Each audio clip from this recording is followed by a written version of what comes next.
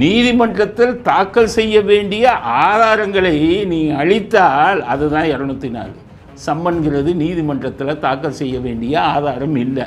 சம்மன்கிறது விசாரணைக்கு வான்னு அனுப்புகிற ஒரு டாக்குமெண்ட். அதை நீ கிழிச்சு போட்டு எரிச்சு போட்டாலும் எவனும் ஒன்றும் பண்ண முடியாது. இப்போ 204 போட்டுருப்பான், எஃப்ஐஆர் போட்டு குவாஷ் பண்ணிடலாம். 204 வராது. அந்த 204 என்ன சொல்கிறான்? ஆதாரங்களே அளித்தார். கருணாநிதி காலத்தில் கட்சிக்கு வேண்டியவன் மாவட்ட செயலாளர் போட்டார்ல, அது மாதிரி போட்டு நீதித்துறையை குட்டிச்சோறு ஆக்கணும். அதுக்காக சட்ட போராட்டம் பண்ணுறாங்களா இந்த கூட்டம்? இந்த கூட்டம் வந்ததுன்னா நீதித்துறையும் கெட்டு போயிடும். உன் சட்ட போராட்டி தூக்கி மண்ணாங்க குப்பையில் போடும். இன்னுமே திறமையின் அடிப்படையில் தான் ஜட்ஜு. ஆக உங்கள் குடும்பத்துக்கும் சுயநலத்துக்கும் சுய ஒழுக்கத்துக்கும் சம்மந்தமே இல்லை. அதே மாதிரி உங்கள் கட்சியில் இருக்கிறவனுக்கும் சுய ஒழுக்கமும் சம்மந்தமே கிடையாது. சுய ஒழுக்கத்தை பற்றி பேச திமுகவிற்கு, குறிப்பாக கருணாநிதி குடும்பத்திற்கு, ஸ்டாலின் குடும்பத்திற்கு சுய ஒழுக்கத்தை பற்றி பேச எந்தவித தகுதியும் இல்லை.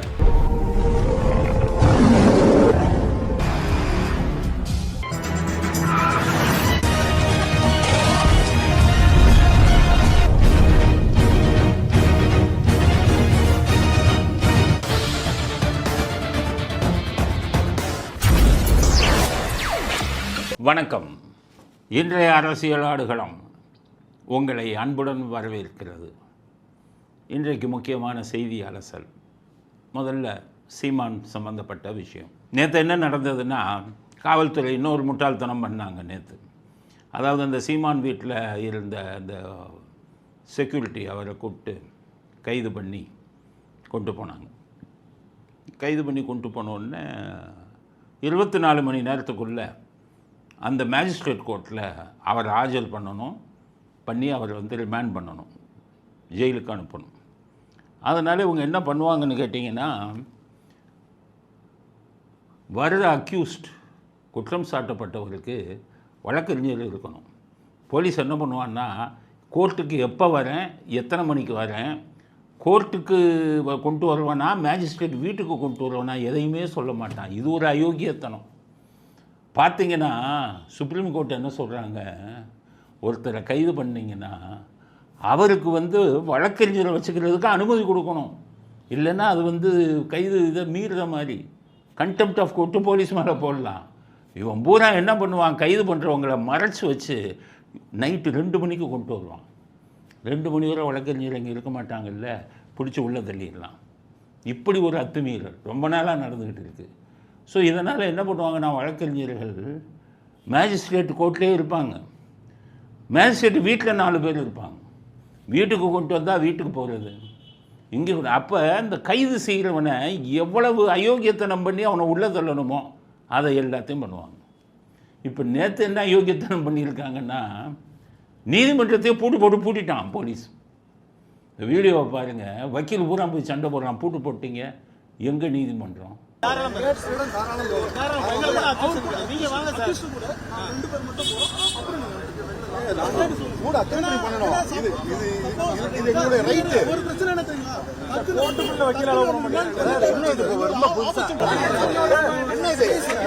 இதே ஒரு போலீஸ் ஸ்டேஷனை 10 வக்கீல் சேர்ந்து பூட்டிட்டு வந்தா என்ன விடுவீங்களா?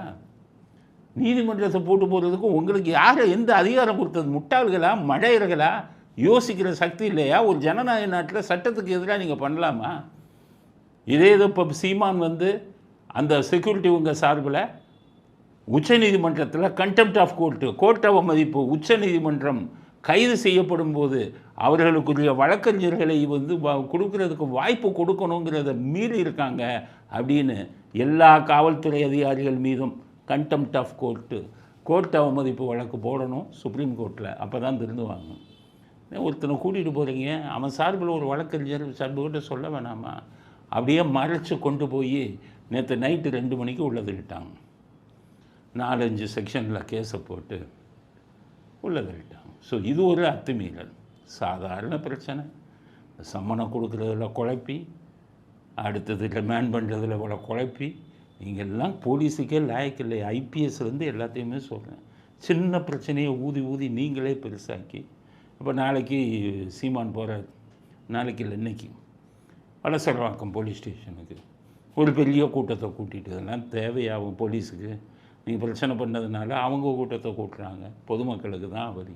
இன்றைக்கி டிராஃபிக் பார்த்திங்கன்னா இந்த இடம்லாம் யாரும் போக முடியாது. தேவையில்லாமல் பிரச்சனையாக்கி இப்போ போயிருக்காங்க போகிறார். இதுக்கிடையில் பல பேர் என்கிட்ட கேட்டாங்க, சீமான் கைது செய்யப்படுவாரான்னு. அதெல்லாம் கைது செய்ய முடியாது. ஏன் முடியாதுன்னா, இவங்க கொடுத்த notice 41A CRPC notice. 41A CRPC notice எப்போ கொடுப்பாங்கன்னா, கைது செய்ய தேவையில்லை, வெறும் விசாரணை மட்டும் இருந்தால் போதும்னா 41Aல கொடுப்பாங்க. இப்போ 41Aல தான் சீமானு கொடுத்ததா சொல்கிறாங்க. அப்படி பார்த்தீங்கன்னா சீமானை அரெஸ்ட் பண்ண முடியாது. அது மட்டும் இல்லை, உயர்நீதிமன்றம் என்ன சொல்லியிருக்கு, 3 மாதத்துக்குள்ளே விசாரித்து ரிப்போர்ட்டை கொடுன்னு தான் சொல்லியிருக்கு. அதனால் 3 மாதத்தில் விசாரித்து உங்கள் ரிப்போர்ட்டை இதுக்கு எனக்கு அனுப்பணும் உயர்நீதிமன்றத்துக்கு. உயர்நீதிமன்றம் அப்புறம் தான் முடிவு பண்ணும் இது வழக்காக எடுக்கலாமா. ஏன்னா விஜயலட்சுமி சொல்ல முடியாதுல்ல, அவங்க காலவாரிடுவாங்க. வழக்கை எடுக்கலாமா, போலீஸ் இதை குற்றப்பத்திரிகை தாக்கல் செய்யலாமா அப்படிங்கிற விஷயத்தெல்லாம் உயர்நீதிமன்றம் தான் முடிவு செய்யும். ஆக ஒரு சின்ன பிரச்சனையை போலீஸே கொளுத்தி போட்டு, அதுதான் பெரிய வேடிக்கையான விஷயம். என்னென்னு கேட்டிங்கன்னா, ஸ்ரீபால்னு ஒரு டிஜிபி இருந்தார். எம்ஜிஆர் பீரியடில் கமிஷனராக 5 வருஷம் இருந்தார். 5 வருஷம் டிஜிபியாக 5 வருஷம் ரெக்கார்ட் பிரேக் போலீஸில். ஏன்னா அந்த கமிஷனர் போஸ்ட்டும் டிஜிபி போஸ்ட்டும் எப்படின்னா, முள் படிக்கல உட்காந்த மாதிரி. இவங்களுக்கு காம்படிட்டர் போட்டியாளர்கள் இவரை கவுத்திட்டு அந்த போஸ்ட்டுக்கு வர்றதுக்கு இப்போ சிஎம்க்கு ரெக்கமெண்டேஷனாக கொடுத்துக்கிட்டு இருப்பாங்க. அது உட்காரவே முடியாது. 1 வருஷம் 2 வருஷத்தில் தூக்கிடுவாங்க. பிரச்சனை வரும். இல்லைன்னா உங்களுடைய போட்டியாளர் தூக்கிடுவான் ஐபிஎஸ். அப்படி இருக்கும்போது இந்த ஸ்ரீபால் அப்படிங்கிறவர் மட்டும் எம்ஜிஆர் இருக்கும்போது 5 வருஷம் கமிஷனராகவே இருந்தார். அதுக்கப்புறம் எம்ஜிஆருக்கு அப்புறம் ஜெயலலிதா வந்தாங்க. அப்போ 5 வருஷம் டிஜிபியாக இருந்தார். பெரிய சாதனை. அவர் ஏன் அப்படி டிஜிபியாக இருந்தார்? இந்த கமிஷனராக இருக்கிறவங்க டிஜிபியாக எல்லாம் தெரிஞ்சுக்கணும். அதுக்கு தான் சொல்கிறேன். ஐபிஎஸ் ஆளுங்களுக்கு எல்லாம் சொல்கிறேன், புரிஞ்சுக்கணும். உங்கள் முன்னோர்கள் டிஜிபியாக இருந்த ஐபிஎஸ் எப்படி இருந்தாங்க. அந்த ஸ்ரீபால் என்ன பண்ணுவார், பிரச்சனையாக அப்படியே ஒன்றும் இல்லாமல் பண்ணிடுவார். வெளியிலேயே தெரியாது. இப்போ இந்தவங்களை பிடிச்சாங்கல்ல அரெஸ்ட் பண்ணுறதுக்கு, சம்மன் கொடுக்குறதுக்கு, அவர் இருக்கும்போது ஒரு பிரச்சனை வந்தது. ஒரு பொலிட்டிக்கல் அரசியலில் பெரியார், அவருக்கு சம்மன் கொடுக்கணும். அவர் கமிஷனர். அப்போ ஸ்ரீபால் என்ன பண்ணார், அவங்கள கூப்பிட்டு, அந்த துணை கமிஷனரை கூப்பிட்டு, யோ அரசியலில் பெரிய ஆள், அவங்க திமிராக தான் நடப்பாங்க, அவங்களுக்கு கொஞ்சம் செல்வாக்கு இருக்குது மக்கள்கிட்ட, நம்ம தான் பிரச்சனை இல்லாமல் அதை சால்வ் பண்ணணும். நீ சம்மன் மற்ற ஆளுக்கு மாதிரி போய் அவங்க கொடுக்க முடியாது. அவங்க கொஞ்சம் திமிரு இருக்கும், கோபம் இருக்கும், நம்ம தான் சமாளிக்கணும். போலீஸ்காரன் அனுப்பாத, கீழே இருக்கிற போலீஸ்காரன், டெபுட்டி கமிஷனர், துணை கமிஷனர், நீயே ஃபோனில் பேசு, சார் இந்த மாதிரி ஒரு சம்மன் கொடுக்கணும், கோர்ட் விஷயம் சார் அப்படின்னு சொல்லுங்கள். அவங்க ஒத்துக்குவாங்க யான்னு. கரெக்டாக துணை கமிஷனர் ஃபோன் பண்ணுறாரு அந்த அரசியல் தலைவருக்கு. அவ்வளோ பெரிய அரசியல் தலைவர், அவ்வளவு தகராறு பண்ணுறவர், பிரச்சனை பண்ணுறவர். துணை கமிஷனர் பேசணுன்னு, என்ன சார் சம்மன் கொடுக்கணும் சார், கோர்ட்டு விஷயம் சார், உங்கள்கிட்ட எப்போ பார்க்கலாம் சார், நீங்கள் எப்போ ஃப்ரீயாக இருக்கீங்கன்னு சொல்கிறாங்க, வந்துடுங்க. ஐயா நாளைக்கே வாங்க சார், நான் இத்தனை மணிக்கு வாங்க சார், நான் வாங்கிக்கிறேன். போனாங்க, அடிச்சு ஒன்றுமே இல்லை, கையெழுத்து வாங்கிட்டு வந்துட்டேன். இதுதான் போலீஸ். இவன் தான் புத்தியுள்ள போலீஸ்காரன். இன்றைக்கி அந்த புத்தி இல்லை எந்த ஒரு உயர் அதிகாரிட்டையும். இவன் போய் சண்டைக்கு போகிறான். இவன் போய் இப்போ இன்றைக்கி சீமான் ஒய்ஃபு சொல்லியிருக்காங்க என்னென்னா, நான் வீட்டுக்குள்ளே தாங்க இருந்தேன், சம்மன் என்கிட்ட கொடுக்க வேண்டியதானங்க, வீட்டுக்குள்ளேயே வரல, வந்த உடனே கதவுல ஒட்டிட்டு ஓடிட்டாங்கங்க. நீ ஒட்டிட்டு நீங்க சம்மன் ஒட்டுறீங்க, சம்மன் யாருக்காக ஒட்டுறீங்க? எங்களுக்கு தானே நீங்க செய்தி கொடுக்குறீங்க. நான் அந்த சம்மனை தம்பியை நான் கிழிக்க சொல்றேன். நான் வெளியே வரதுக்கு இல்லை, நான் கிழிச்சிருப்பேன். நான் பண்ண ஒரே தப்பு அவரை கிழிக்க சொன்னது. நான் அவரை கிழிக்க சொன்னேன், எடுத்துக்கொண்டு என்கிட்ட எடுக்க முடியலன்னு சொன்னார். அதனால தான் கிழிங்க தம்பி, கிழிச்சு என்கிட்ட கொண்டு வாங்கன்னு சொன்னேன். நான் அதை உட்காந்து நான் அதை பார்க்குறேன். அங்கே பார்த்துட்டு இருக்கும்போது இந்த இதெல்லாம் நடக்குது. அவங்க போனதுக்கப்புறம் சம்மனை ஒட்டியிருக்காங்க, அது என்னென்னு கிழிச்சு கொடுப்பா, நான் படிக்கணும்னு ஒன்று சுகில் போய் கிழிச்சிட்டு வந்தாங்க. அதை நான் படித்தோம். இதை கிழிச்சிட்டாங்கன்னு நியூஸ் கேள்விப்பட்டு அங்கேருந்து பத்திரிக்கையாளர் எவனோ ஃபோன் பண்ணிட்டான். திருப்பி தான் அவங்களை அடித்து இழுத்துட்டு போனாங்க, கிழிக்கக்கூடாதுன்னு. இப்போ நம்ம பிரச்சனை என்னென்னா, சட்ட பிரச்சனை வந்துடுது. என்னென்னா, சம்மனை கிழிக்கலாமா? சில மேதாவிகள் வக்கீல்களே என்கிட்ட சொல்கிறாங்க, சார் இந்த வழக்கறிஞர் சொன்னார், எங்கே டிகிரி வாங்கினான்னு தெரியல இந்த வழக்கறிஞர், சம்மனை கிழிக்கக்கூடாது. ஏன்னா கவர்மெண்ட் டாக்குமெண்ட்டா, மேதாவிகள் கவர்மெண்ட் டாக்குமெண்ட்டும் இல்லை, ஒரு மண்ணாங்கட்டியும் இல்லை. 204 ஐபிசி படித்து பாருங்கள். வழக்கறிஞர்களுக்கும் சொல்கிறேன், மற்றவங்களுக்கு மேதாவிகளுக்கும் சொல்கிறேன். 204 ஐபிசியில் என்ன சொல்லுது தெரியுமா? நீதிமன்றத்தில் தாக்கல் செய்ய வேண்டிய ஆதாரங்களை நீ அளித்தால் அதுதான் 204. சம்மன்கிறது நீதிமன்றத்தில் தாக்கல் செய்ய வேண்டிய ஆதாரம் இல்லை. சம்மன்கிறது விசாரணைக்கு வான்னு அனுப்புகிற ஒரு டாக்குமெண்ட். அதை நீ கிழிச்சு போட்டு எரிச்சு போட்டாலும் எவனும் ஒன்றும் பண்ண முடியாது. இப்போ 204 போட்டுருப்பான், எஃப்ஐஆர் போட்டு குவாஷ் பண்ணிடலாம். 204 வராது. அந்த 204 என்ன சொல்கிறான்? ஆதாரங்களே அளித்தால், அரசு ஆதாரங்களையோ இல்லை எலக்ட்ரானிக்கில் இருக்கக்கூடிய ஆதாரங்களையோ, இப்போ நீங்கள் வாட்ஸ்அப்பில் இருக்குது ஒரு முக்கியமான ஃபோட்டோ இருக்குது, நீங்கள் அழிச்சிட்டிங்கன்னு வைங்க, உங்களை 204 போடலாம். இல்லை வேறு ஏதாச்சும் முக்கியமான பேப்பர் இருக்குது, ஆவணம் இருக்குது, அதை கிழிச்சு போட்டிங்கன்னா 204 போடலாம். சம்மன் வாயா விசாரணைக்கு வான்னு சொல்கிற சம்மனுக்கும் இதுக்கும் ஒத்து வராது. இது சம்மன் அந்த டாக்குமெண்ட்டோட சேர. ஆக இதை கிழிச்சு போட்டதுக்கு எந்த முட்டாலும் இது நடவடிக்கை எடுக்க முடியாது. போலீஸும் புரிஞ்சுக்கோங்க, வழக்கறிஞரும் புரிஞ்சுக்கோங்க. இது ஒரு முக்கியமான விஷயம், எல்லாருமே கேட்டுக்கிட்டு இருக்கிற விஷயம். அதுக்கு அடுத்தது சீமானுக்கே நம்ம சில விளக்கம் சொல்லணும், சட்ட விளக்கம். சீமான் என்ன பண்ணுறாரு? நான் என்னையா சமூகத்தோடு தானே போனேன். இந்த வீடியோ பாரு. விருப்பம் இல்லாமல் ஒரு பெண்ணை கடத்திட்டு போய் நீங்கள் வலுக்கட்டாயமாக புணர்ந்தாருன்னா, வன்புணர்வு வச்சாதான் அது குற்றம். நீங்கள் விரும்பி படுத்தா அதுக்கு பேர் என்ன? அதுக்கு பேர் என்ன சொல்லுங்கள்? 15 வருஷமாக நீங்கள் இங்கே பாருங்கள், 15 வருஷமாக நீங்கள் எல்லாரும் சேர்ந்து என்னையே, என் குடும்பத்தை, என்னை சார்ந்த எல்லாரையும் கற்பழிக்கிறீங்க. அப்படின்னு சொல்கிற சமூகத்தோடு தானே போனேன் அப்படிங்கிற. ஸோ சீமானே இன்னும் வழக்கை பற்றி புரிஞ்சுக்கோங்க. ஏன்னா அவங்க மேலே வழக்கு வந்துடுது, புரிஞ்சுக்கோங்க. அவர் என்ன சொல்கிறாரு? பெண்ணோட சம்மதத்தோடு தானே போனேன், என் மேலே எப்படியா கற்பழிப்பு வழக்கு போட முடியும்? 376 ஐபிசியில் என்ன சொல்லுதுன்னா, 376 தான் கற்பழிப்பு. அதில் சம்மதமில்லாமல் உறவு வைத்தால் அதுவும் கற்பழிப்பு, திருமணம் செய்து கொள்கிறேன் அப்படின்னு சொல்லிட்டு உறவு வைத்தால் பின்னாடி திருமணம் செய்யலைன்னா அதுவும் கற்பழிப்புன்னு அந்த செக்ஷனில் ஸ்பெசிஃபிக்காக சொல்கிறாங்க. சீமான் புரிஞ்சுக்க. அதனால் எந்த ஒரு பெண்ணும் ஒரு ஆணுடன் தொடர்பு வைத்து கொண்டு, சம்மதத்துடன் தொடர்பு வைத்து கொண்டு, பிறகு அந்த ஆண் திருமணம் செய்ய மாட்டேன்னு சொன்ன உடனே போய் புகார் கொடுத்து என்னை திருமணம் செய்யலைன்னு என் கூட உறவு வைத்து ஏமாற்றி விட்டார்னு புகார் கொடுத்தா 376 ரேப், கற்பழிப்பில் வரும். ஆனால் சீமானம் உங்கள் வழக்கை புரிஞ்சுக்கோங்க. திருமணம் செஞ்சு கொடுக்குறேன்னு ப்ராமிஸ் பண்ணால் அது கற்பழிப்பில் தான் வரும். அதனால தான் உங்கள் மேலே இந்த வழக்கை போட்டிருக்காங்க. அந்த வழக்கை பற்றி நீங்கள் புரிஞ்சுக்கிடணும். இப்படி நீங்கள் அறிக்கை விடக்கூடாது. இந்த அறிக்கையெல்லாம் பார்த்தாங்கன்னா உங்களுக்கே சட்டம் தெரியலன்னு தப்பாக நினைப்பாங்க. அது ஒன்று. அடுத்தது சீமான் இன்னொரு விஷயம் சொல்கிறார். மாதம் 50,000 ரூபா அந்த பொண்ணுக்கு கொடுத்துக்கிட்டு இருந்தேன். இந்த வீடியோவை பாரு. அதாவது அவங்க என்னென்னா, ஒரு காலகட்டத்தில் எங்களுக்கு ரொம்ப இதாகிடுச்சு, 15 வருஷம் கழித்து சாக போகிறோம் அப்படின்னு எனக்கு எங்கள் வீட்டில் வேலை செஞ்ச ஒரு பையன், அந்த காலம் வேலை செஞ்சவனை பிடிச்சி அழுது இது பண்ணி அந்த குரல் செய்தியை கேட்டோன்னே சரி இப்போ எதாவது கொடுத்து உதவுங்கன்னு சொன்னேன். சாக போகிறேன், எங்களுக்கு மாதம் அந்த குரல் செய்தியை அப்புறம் நான் வெளியிடுறேன் பாருங்களேன். அதை கேட்டால் நீங்கள் கூட காசு கொடுப்பீங்க. பாவம். உதவின்னு கேட்கும்போது கொடுத்து தொலைக்கிறதா, அது அவங்களுக்கு நமக்கு எந்த தொடரும் இல்லை. இது பொறுப்பு இல்லாமல் பேசக்கூடிய பேச்சு. சீமானுக்கு சொல்கிறோம், உங்கள் மேலே வழக்கு இருக்குது. நீங்களே 50,000 மாதம் கொடுத்தேங்கிறது இந்த மாதிரி ஆதாரங்களுடன் பேசுனீங்கன்னா நாளைக்கு இதுவே உங்களுக்கு எதிரான ஆதாரமாக நீதிமன்றத்தில் தாக்கல் செய்யப்படும்.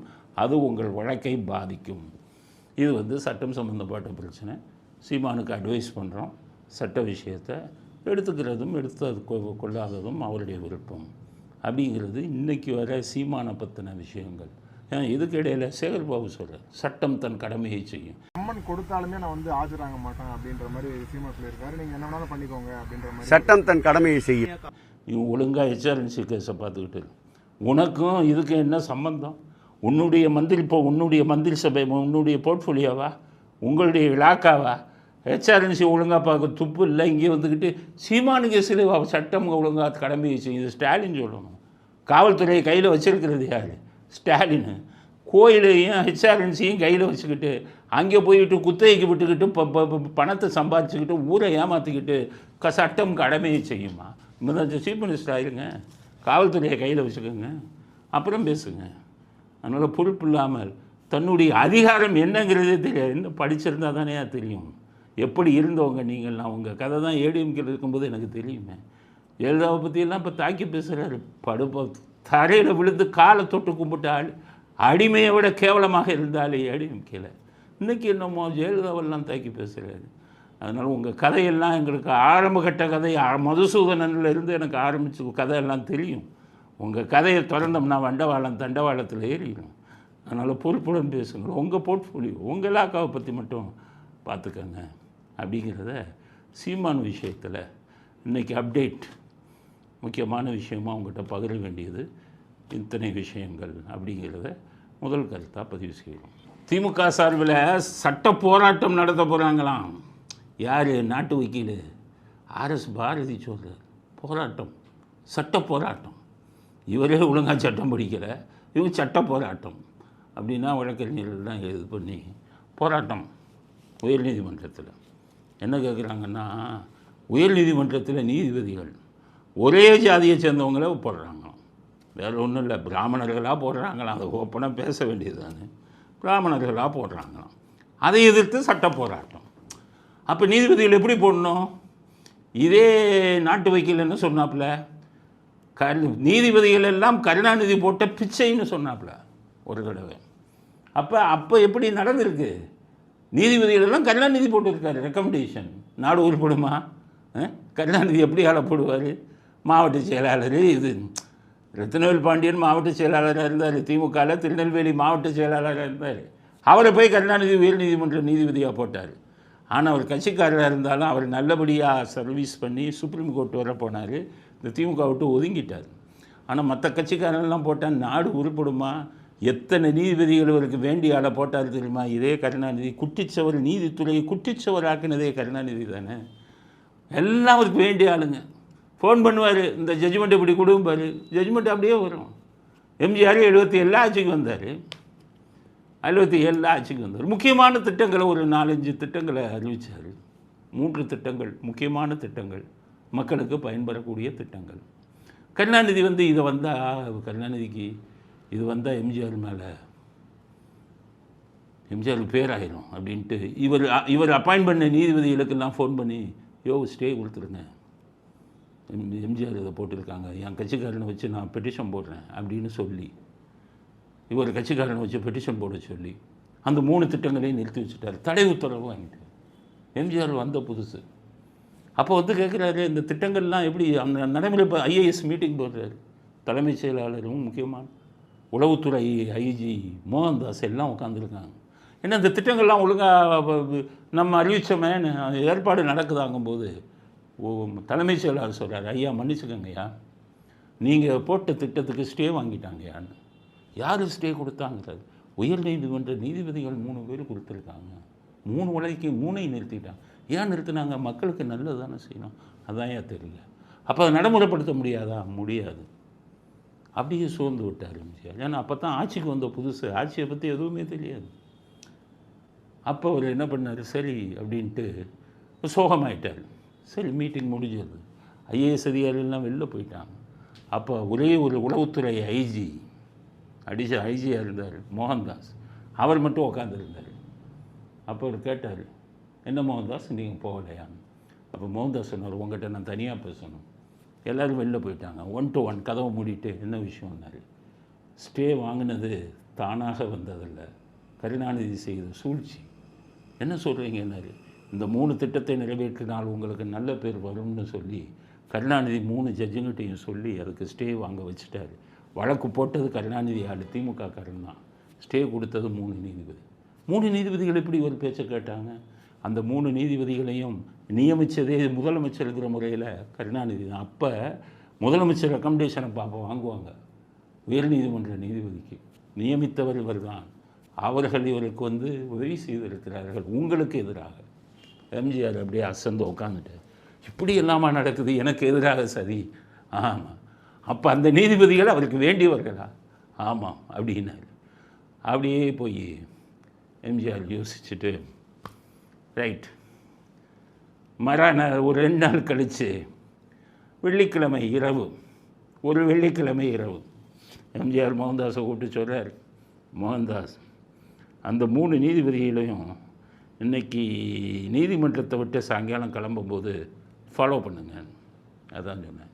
எப்போவுமே உளவுத்துறையில் அவங்க தான் ஸ்ட்ராட்டஜி போடுவாங்க, அவங்க தான் வந்து திட்டம் போடுவாங்க என்ன பண்ணுறது.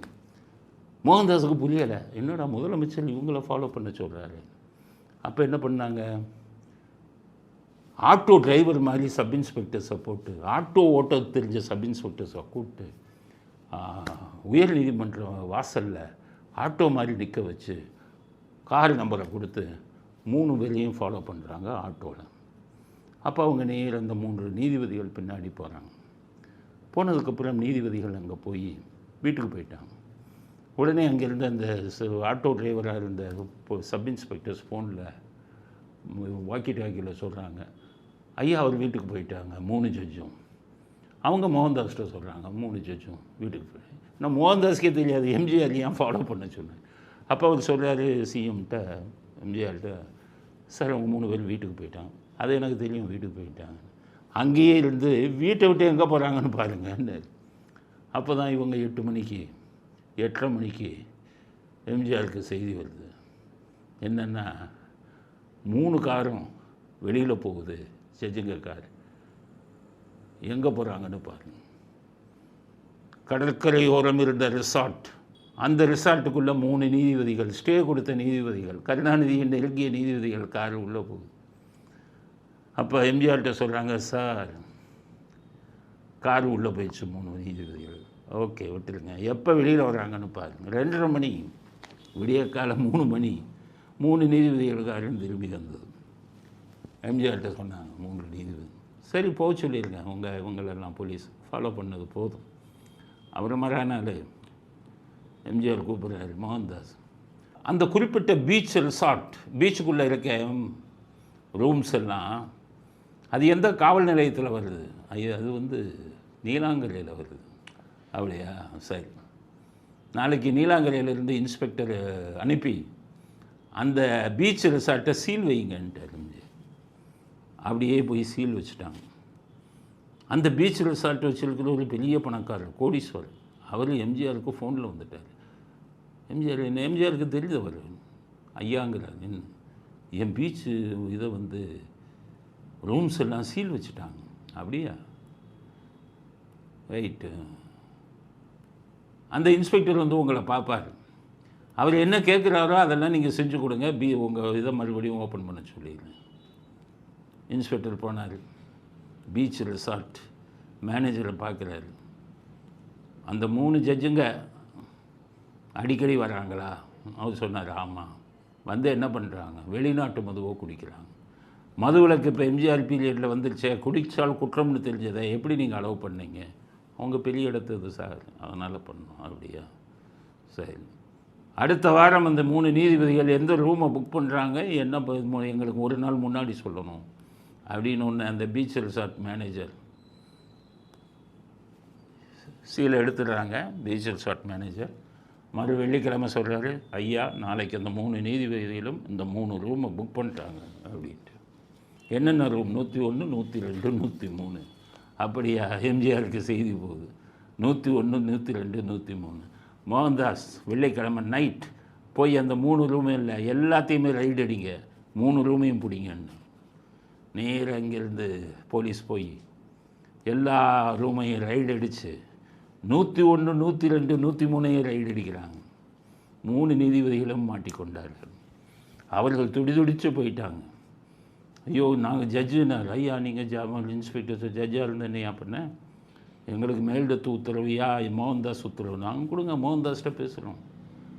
மோகன்தாஸ்கிட்ட பேசுகிறாங்க. அவர் சொல்கிறார், சார் நீங்கள் எல்லாம் ஜட்ஜுங்க சார், அதனால் முதலமைச்சரை கேட்காம விட முடியாது, சிஎம்கிட்ட நாங்கள் பேசுகிறோம். அவர் எம்ஜிஆருக்கு நியூஸ் போகுது.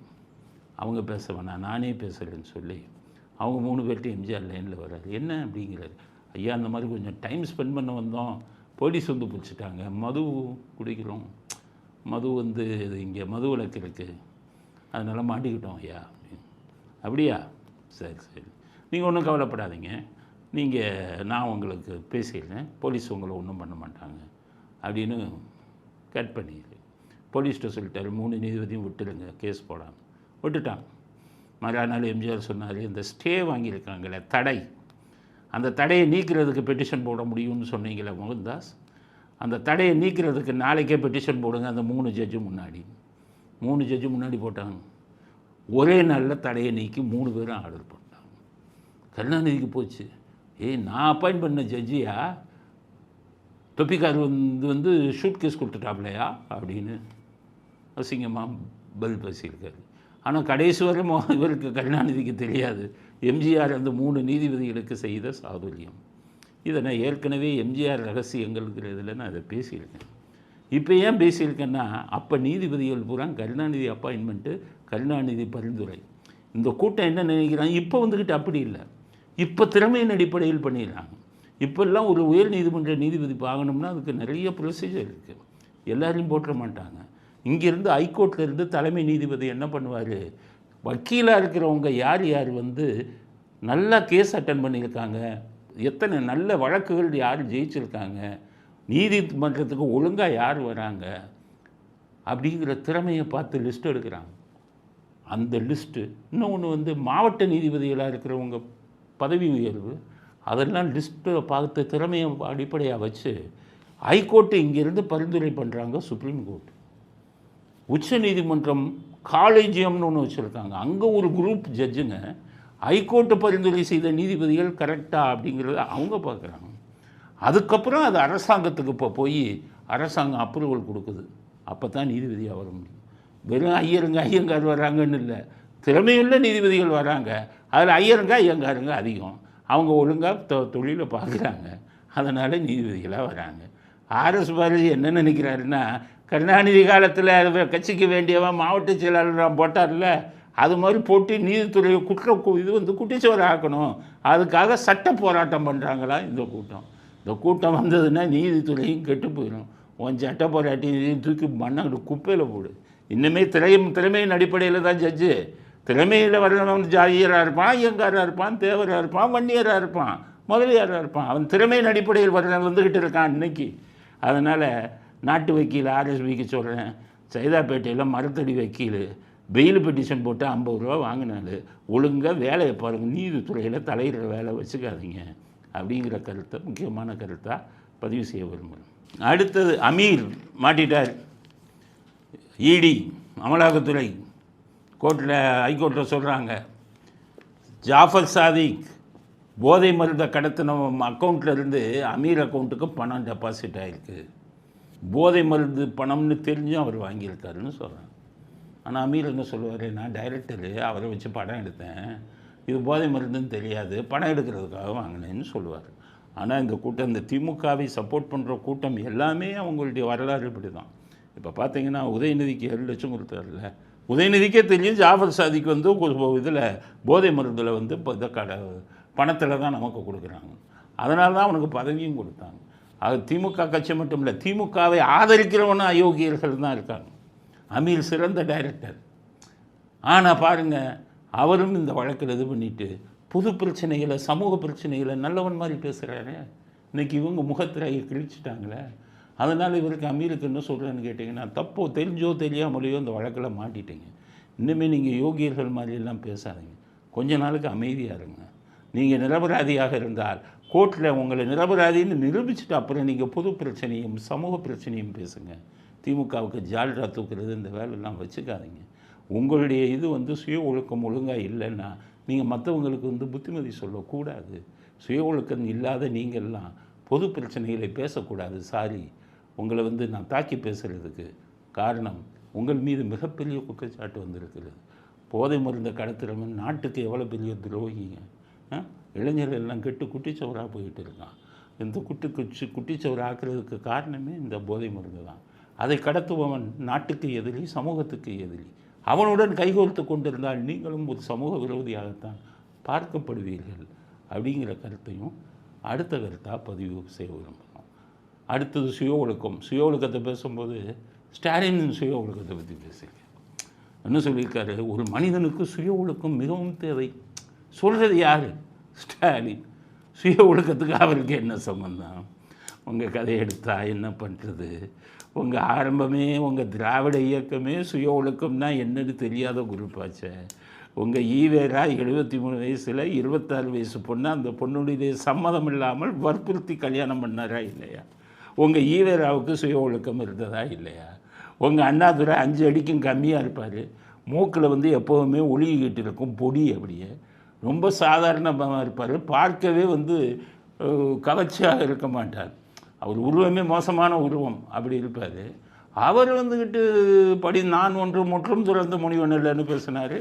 ஈவேரா ஒரு கர்நாடக பாடை உங்களோட ஒரு சுற்றுறாருன்னு பேசுனாங்க. அவர் மேலே அவருக்கு சுய ஒழுக்கம் இருந்ததா? ஊழல் செய்யலை, அதுதான் அவர்கிட்ட உள்ள நல்ல விஷயம். சுய ஒழுக்கம் 0 அண்ணாதுரை.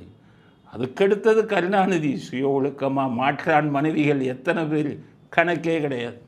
நான் லிஸ்ட்டு போட்டு சொல்லுவேன். சுய ஒழுக்கத்துக்கு கருணாநிதிக்கு சம்மந்தம் இருந்ததா? இட்டு. அடுத்தது ஸ்டாலின். சுய ஒழுக்கம் இருந்திருந்தால் 26 உங்களை அமைச்சர் உள்ளே போட்டாச்சு சொல்லுவாங்களா? எத்தனை புகார் உங்கள் மேலே, பாலியல் புகார். அதுக்கப்புறம் தானே உங்களை ஜெயிலில் போட்டு அடித்தாங்க. உங்கள் சுய ஒழுக்கம் அப்படி. அதுக்கடுத்தது உதயநிதி. சினிமா நடிகர்கள் சிகரெட் அழுத்து உடம்புல சுட்டாங்கன்னு சொல்கிறாங்க. ஸோ ஸ்ரீரெட்டியிலேருந்து அத்தனை பேரும், ஆண்ட்ரியாவிலேருந்து உங்கள் மேலே அவ்வளவு புகார் வந்தது. அவரிடம் சுய ஒழுக்கம் இருந்ததா? ஸ்டாலின் சொல்லுங்கள். உங்கள் பையனிடம் சுய ஒழுக்கம் இருந்ததா? இப்போ உங்கள் பேனை வந்துக்கிட்டு லண்டனில் போய்கிட்டு ஒரு பெண்ணோட மதுவை உடிச்சுக்கிட்டு பண்ணிக்கிட்டு இருக்காரு. ஆக உங்கள் குடும்பத்துக்கும் சுயநலத்துக்கும் சுய ஒழுக்கத்துக்கும் சம்மந்தமே இல்லை. அதே மாதிரி உங்கள் கட்சியில் இருக்கிறவனுக்கும் சுய ஒழுக்கமும் சம்மந்தமே கிடையாது. சுய ஒழுக்கத்தை பற்றி பேச திமுகவிற்கு, குறிப்பாக கருணாநிதி குடும்பத்திற்கு, ஸ்டாலின் குடும்பத்திற்கு சுய ஒழுக்கத்தை பற்றி பேச எந்தவித தகுதியும் இல்லை அப்படிங்கிற கருத்தை அடுத்த கருத்தை பதிவு செய்ய வரும். அதுக்கடுத்தது ஸ்டாலின் விரக்தியின் உச்சத்தில் இருக்கிறார். இந்த தடவை நம்ம நிச்சயம் தோற்று போயிடுவோங்கிற பயம் வந்து விட்டது. அதனால தான் எஸ்வி சேகரை கட்சியில் சேர்க்கும்போது இவரை வந்து பிரச்சாரத்துக்கு அனுப்பலான்னு நினைக்கிறேன்னு ஒரு குண்டை போட்டார். அப்போ எஸ்வி சேகரை பிரச்சாரத்துக்கு அனுப்ப போகிறாரு. பாவம் ஸ்டாலின். எஸ்வி சேகர் மாநில போய் மாட்டினீங்க. அவர் எந்த நேரத்தில் எந்த கட்சிக்கு தாவுவாருன்னு தெரியாது. உங்கள் நிலைமை அவ்வளோ மோசமாயிடுச்சு. அடுத்து ராஜ்யசபா எம்பி சீட்டை கொடுத்து கமலஹாசன் அவர் அனுப்புகிறதா ஒரு இது வச்சுருக்காரு. அவருடைய அப்போ அவருடைய செல்வாக்கு மேலே நம்பிக்கை இல்லை. இப்போ அடுத்து ஒரு சினிமா நடிகர் வடிவேலை போய் பிடிச்சி பேச வச்சுருக்காங்க. இன்றைக்கி வடிவேலு பேசியிருக்கார் பிரச்சார ஒரு மீட்டிங்கில், 200 சீட்டில் திமுக ஜெயிக்கும் அப்படின்னு வடிவேலு ஒரு மீட்டிங்கில் பேசியிருக்காரு. 2026 இதே தான் அவர் ஜெயிப்பாருங்க. அவர் நிறைய ஏகப்பட்ட ஓட்டு, அதாவது 200 சீட்டுக்கு மேலே வருவார் பாருங்க. எல்லாத்துக்கும் மேலே ஸ்டாலின் வந்து எல்லா வீட்டிலையும் மூத்த மகன் ஸ்டாலின் அவர் அப்பான்னு கூட சொல்கிறாரு. வடிவேலு அவர் மகன்கிறாரு, மூத்த மகன்கிறாரு. உதயநிதி அவர் அண்ணங்கிறாரு. முறைகட்ட குரூப்பு, இவங்க முறையே தெரியாது. வடிவேலு இந்த ராஜ்கிரன்கிறவருக்கு காலை அமைக்கிட்டு இருந்தால் ஒரு வேளை சாப்பாடுக்கு கஷ்டப்பட்டுக்கிட்டு இருந்தால், ஏதோ இறைவனன் அருளால் காமெடிக்கு வந்தால் சினிமா நடிகர்கள் பொதுவானவங்களாக இருக்க வேணாமா? உங்கள் காமெடி எத்தனை பேர் ரசித்தாங்க? எத்தனை பேர்? ஜெயலலிதா அவர்கள் மனசு சரியில்லை, இல்லை டென்ஷனாக இருக்காங்கன்னா வடிவேலு காமெடியை சீடி எடுத்து போடுங்கன்னு சொல்லி அதை பார்த்து தான் சிரித்து ரசிப்பார். முதல்ல எஸ்வி சேகர் காமெடியெல்லாம் போட்டு பார்ப்பார். எஸ்வி சேகர்னால் அவர் பிடிச்ச காரணம் அவருடைய காமெடி, ட்ராமா காமெடி ரொம்ப பிடிக்கும். ஆனால் எஸ்வி சேகர் முதுகில் குத்துனார். அவரை எம்எல்ஏ ஆக்கினாங்க, எஸ்வி சேகர் முதுகில் குத்துனாங்க. அதுக்கடுத்தது ஜெயலலிதா ரசித்தது வடிவேலு காமெடியை தான். போர் அடித்தது, அவங்களுக்கு மனசு சரியில்லைன்னா வடிவேலு காமெடியை போடுங்க, அவ்வளவு ரசித்தார். ஆனால் இந்த வடிவேலுங்கிற ஆள் ஜெயலலிதா எந்த தொகுதியில் நின்னாங்களோ ஸ்ரீரங்கத்தில், அங்கே போய் அவங்கள தாக்கி பேசி அவருக்கு எதிராக ஓட்டு கேட்டார். அவருக்கு நல்லா தெரியும் ஜெயலலிதா அவர்கள் நம்ம அதை விரும்பி பார்ப்பாங்க. ஆக லோ கிளாஸ் அடிமட்டத்தில் இருந்தாலும் இவளை வந்து ஒன்று திமிரு ஏறி போய் 2011 இவங்களுக்கு திமுகவுக்கு ஆதரவாக பிரச்சாரம் செஞ்சு அத்துடன் சினிமா துறையை விட்டு துரத்தப்பட்டார். அவர் படத்திலே நடிக்கக்கூடாது, அவர் படத்தை ரிலீஸ் பண்ணக்கூடாதுன்னு அத்தனை ஒரு முடிவு எடுத்து பண்ணி இன்றைக்கி அட்ரஸ் இல்லாமல் உட்காந்துருக்காரு. இன்றைக்கி யோகி பாபு மேலே வந்துட்டார். அடிவேல சீந்துறதுக்கு ஆள் இல்லை. இப்போவாச்சும் திருந்திருக்கணும்ல. நீங்கள் பொதுவான ஒரு உங்களால் நடிகராக இருந்திருந்தா எத்தனை பேர் பார்த்துருப்பாங்க உங்கள் படத்தை? நீங்கள் 11 போய் இது பண்ணோன்னா அதிமுககாரன், பிஜேபிக்காரன், எதிர்கட்சி எல்லாம் உங்கள் படத்தை புறக்கணிக்க ஆரம்பித்தான். ரோட்டுக்கு வந்துட்டீங்க. இப்போவாச்சும் புத்தி வரவேனா? திரும்பி மறுபடியும் 2021க்கு அடி போடுறாரு. 200 சீட்டு ஜெயிக்குமா? ஸ்டாலின் மூத்த மகனா? அதனால் மறுபடியும் ராஜகிரனுக்கு காலம் காமிக்க விடுற நிலைமைக்கு போக போகிறீங்க. வடிவேலு உங்களுக்கு சொன்னேன், ஒழுங்காக சினிமா துறையில் மட்டும் கவனம் செலுத்துங்க. மறுபடியும் அரசியலுக்கு வந்தால் திமுகவோட ராசி ராஜகிரனுக்கு காலமிக்க விடுற நிலைமை உங்களுக்கு விரைவில் வந்துவிடும் அப்படிங்கிற கருத்தையும் இறுதி கருத்தாக பதிவு செய்வோம். இத்துடன் இன்றைய அரசியல் ஆடுகளம் நிறைவு பெறுகிறது. மீண்டும் நாளை புதிய செய்திகளுடன் உங்களை சந்திக்கிறோம். நன்றி, வணக்கம், ஜெய் ஹிந்த்.